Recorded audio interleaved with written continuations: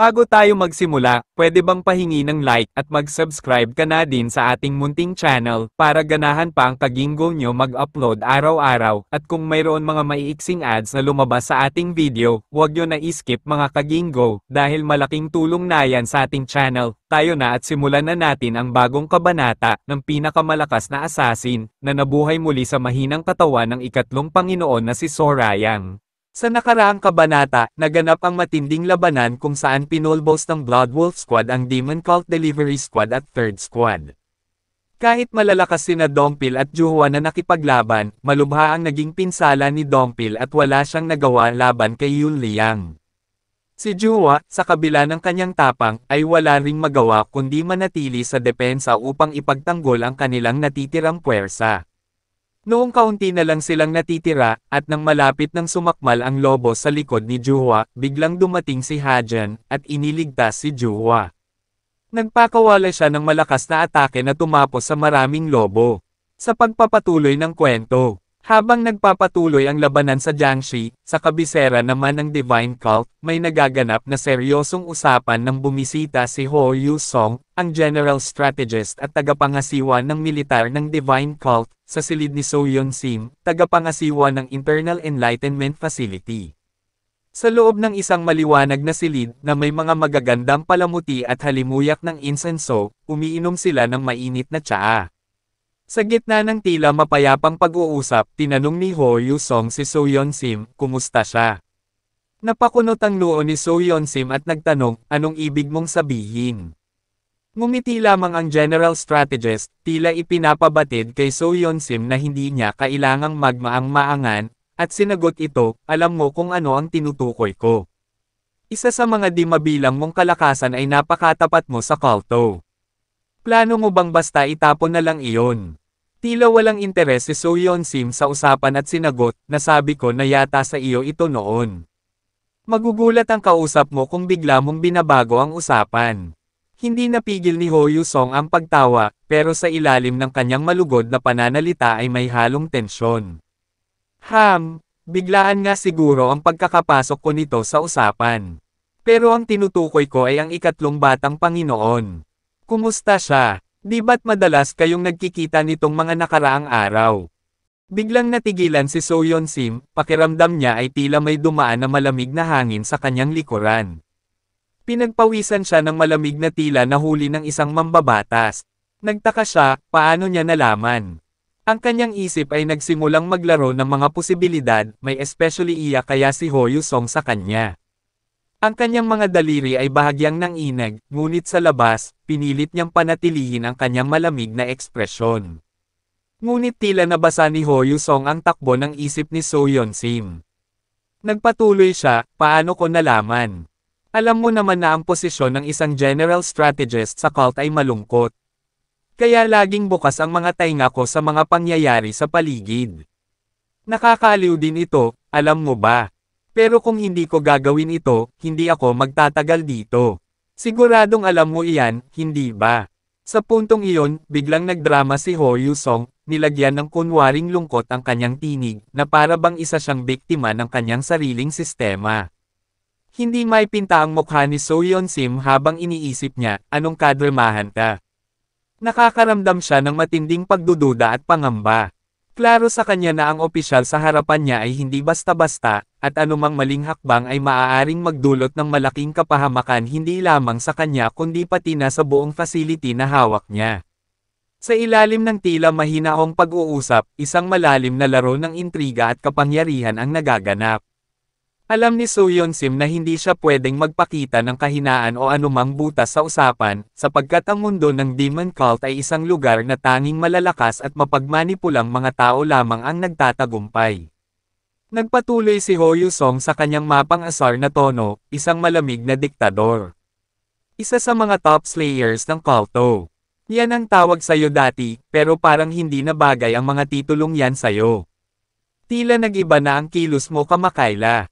Nakangisi siyang tumingin kay So Yun-sim, para bang sinusubukan siyang sukatin.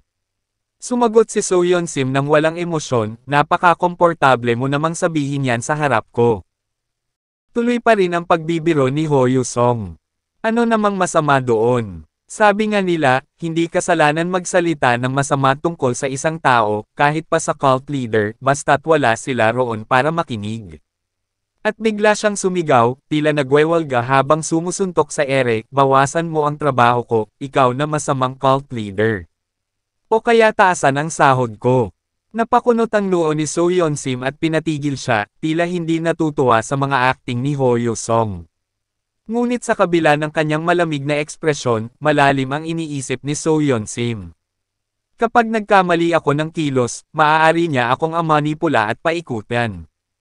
Umaasta siyang padalos-dalos, parang walang pakialam at tila din nag-iisip, pero ang totoo, siya ang pinaka-nakakatakot at pinaka-metikulosong tao rito sa Divine Cult. Habang nagmamasid, nagpatuloy si Ho Yoo-sung sa pag-inom ng tsaa, tila walang bahid ng tensyon sa kanyang kilos. Aniya, naku-curious talaga ako kung nagbabago na ba ang Internal Enlightenment Facility at binabasag na ba ang neutralidad nito upang sumuporta sa ikatlong batang Panginoon. Bahagyang kumunat ang noo ni So Yeon-sim, sumagot ito ng malamig at diretso, uulitin ko lang ang sinabi ko noon, hindi makikialam ang Internal Enlightenment Facility sa labanan ng mga tagapagmana. Hindi nagpatinag si Ho Yoo-sung at nagtanong ng mas matalim, pero bilang individual, gagawin mo. Tumahimik si So Yeon-sim, nag-iisip. Sinasadya niya ba ito para hulihin ako at tignan kung ilalaglag ko ang sarili ko? Alam niyang kahit isang maling salita o kilos ay maaaring gamitin ni Ho Yoo-sung laban sa kanya upang hukayin at alamin ang kanyang mga intensyon. Likas na mausisa si Ho Yoo-sung, at kilala sa galing nitong kumilatis ng tao at sitwasyon kahit base lamang sa kakaunting mga salita. Alam niya na ang kanilang pagkikita ay hindi isang simpleng pag-uusap lang, ngunit plano nitong alamin lahat ng detalye na kaya nitong alamin ukol sa ikatlong batang Panginoon, lalo na't kung paano nagsimula ang kanilang ugnayan.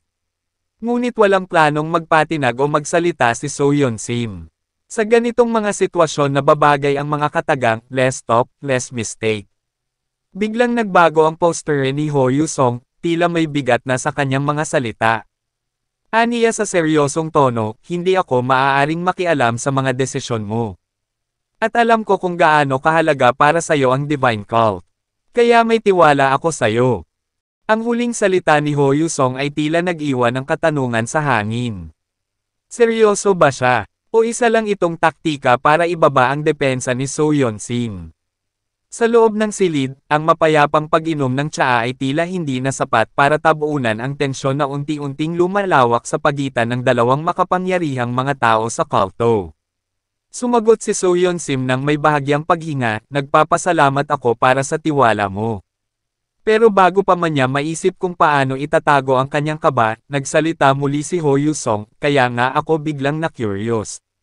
Paano kaya nagawa ng isang tao na hindi matatawaran ang katapatan sa Divine Cult na ipadala ang ikatlong batang Panginoon sa labas ng Divine Cult nang hindi ipinapalam sa akin? Dito nagulat si So Yeon-sim. Hindi niya inaasahan na alam na pala ni Ho Yoo-sung ang ukol dito. Wala ni isa sa mismong facility siya ang nakakaalam nito maliban lamang kay Jua. Nakaramdam siya ng malamig na pawis, ngunit hindi siya nakapagsalita. Dito niya nakumpirma na talagang matalas ang mga mata at tainga ng General Strategist sa loob ng Divine Cult, tila walang nakakaligtas na impormasyon sa kanya. Ipinagpatuloy ni Ho Yoo-sung, huwag mong isipin na nagpapakasarkastiko ako o nagbabanta sayo. Hindi kita ipapadala sa penal law hall o ano paman. Siguradong may mga dahilan ka. Dito, naglakas loob si So Yeon-sim na magtanong, bakit ba sobrang curious at interesado ka tungkol sa ikatlong batang Panginoon? Bagamat nais niyang maging kalmado, dama niya ang tensyon sa pagitan nila. Tugon ni Ho Yoo-sung na may painosenteng ngiti, wala, curious lang talaga ako. Ngunit sa likod ng kanyang sagot, si So Yeon-sim ay tunay na napapaisip din. Hindi niya maipagkaila sa kanyang sarili na maging siya ay nababagabag ng kuryosidad tungkol sa batang Panginoon, tulad ng lahat sa Divine Cult ngayon. Marami ang nagtatanong at nagmamasid. Habang iniisip ni So Yeon-sim ang kanilang mga naging pag-uusap, napagtanto niya kung bakit ito nagiging sentro ng atensyon. Ang ikatlong batang Panginoon ay hindi lamang mabilis sa paglakas, ang kanyang impluwensya ay dumarami at dumadaloy na rin sa iba pang mga miyembro. Mula nang gumaling siya sa chi blockage, ang pag-angat niya sa cult ay ang pinakamabilis at hindi pangkaraniwan. Kaya't maging si Soyeon Sim, bagamat umaasta na walang pakialam, ay kinain na rin ng kuryosidad. Hindi niya ito maaaring aminin kay Ho Yusong, ngunit totoo na may bahagi sa kanyang isip na nais pang malaman ang tungkol sa batang ito at kung ano ang hinaharap na naghihintay sa kanya. Inamin niya ito sa kanyang sarili, ngunit sa harap ni Ho Yusong, pinanatili niya ang kanyang malamig at walang emosyong mukha. Alam niyang ang bawat salita, bawat galaw, ay maaaring gamitin laban sa kanya. Kaya't mahinahon na sumagot si Soyeon Sim, hindi ko alam kung anong sasabihin sa'yo tungkol sa kanya. Hindi ko lubos maipaliwanag kung sino siya. Kung gusto mong malaman, kailangan mo siyang makausap ng personal, at makikita mo mismo. Tila nagningning ang mga mata ni Ho Yusong at nagtanong, ibig mong sabihin, meron ngang bagay tungkol sa kanya na hindi mo maipaliwanag. Ngumiti si Ho Yusong, halatang naaaliw sa sitwasyon, at tinuloy, mas interesante yan kung ganon.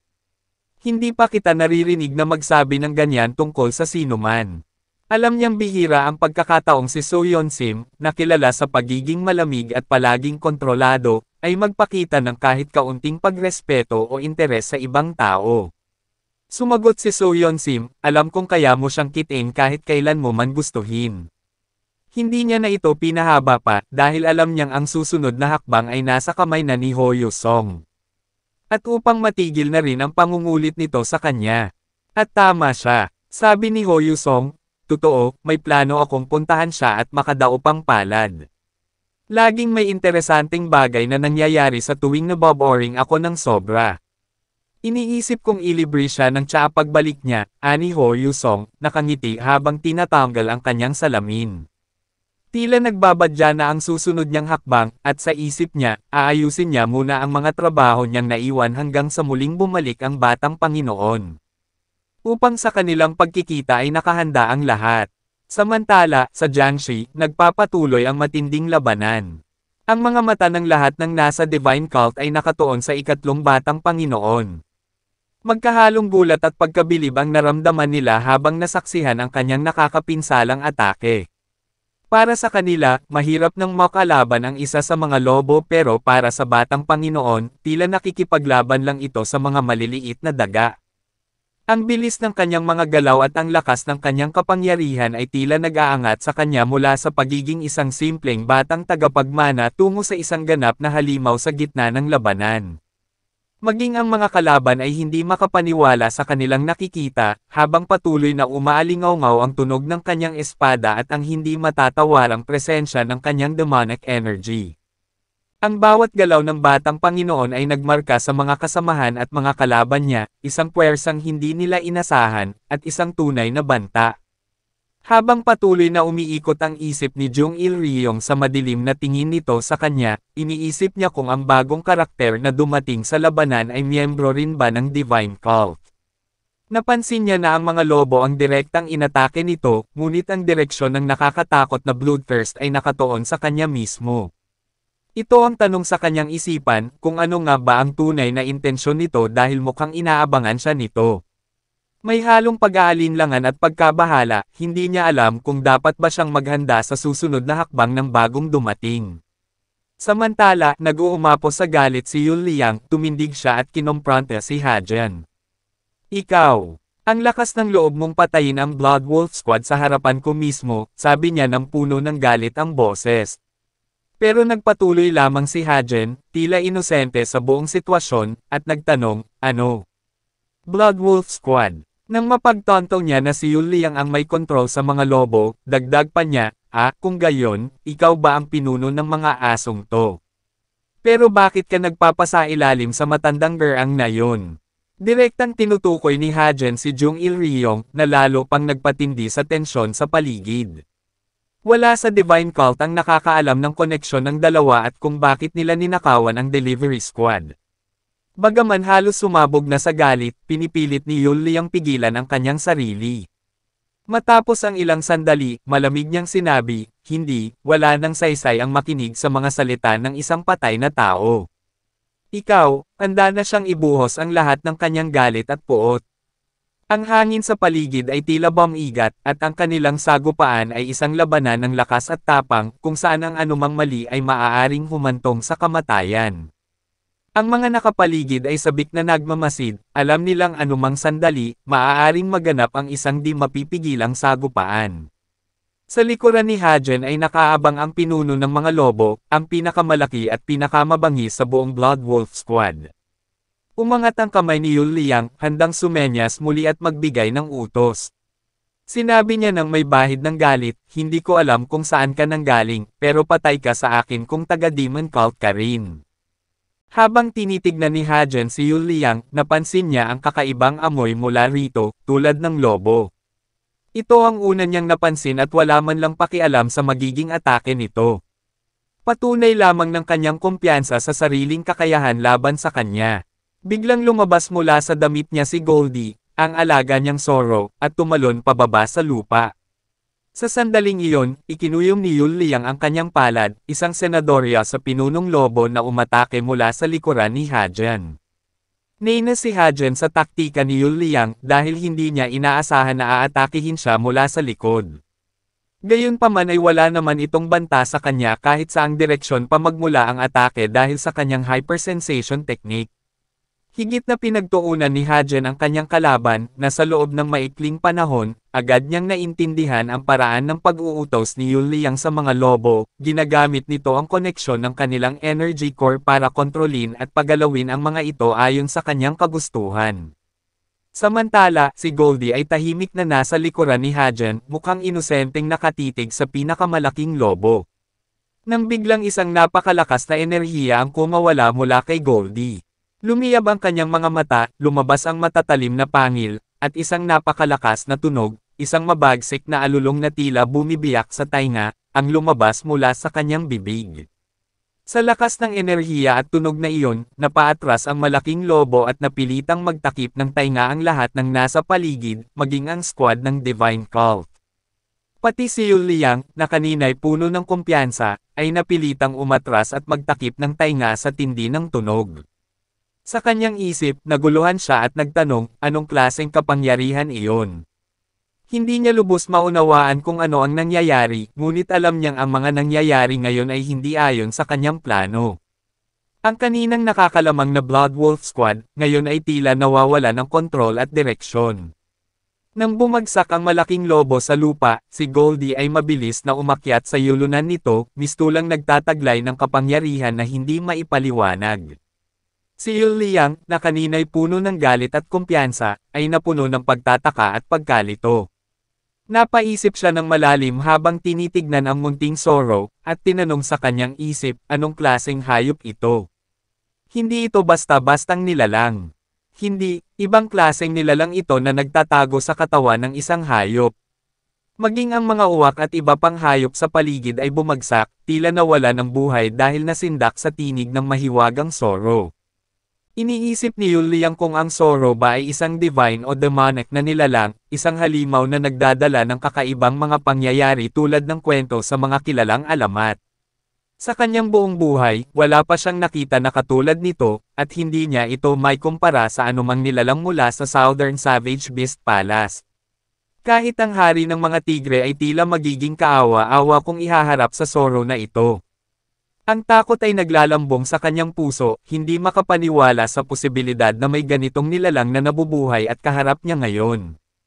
Lumingon si Hajen kay Goldie, at may buong pagmamalaki sa kanyang mga mata, sinabi niya, so, hindi ka lang pala isang karaniwang Zoro. Si Yul Liang ay lalo pang naguluhan. Paanong ang kalaban niya ay hindi man lang naapektuhan ng nakakabinging tunog na tila nagpapabaliw sa lahat ng naruroon. Ang tunog na nagmula kay Goldie ay lubhang nakakatakot at kayang magpahina ng sinumang makarinig nito, ngunit si Hajen ay tila walang pakialam.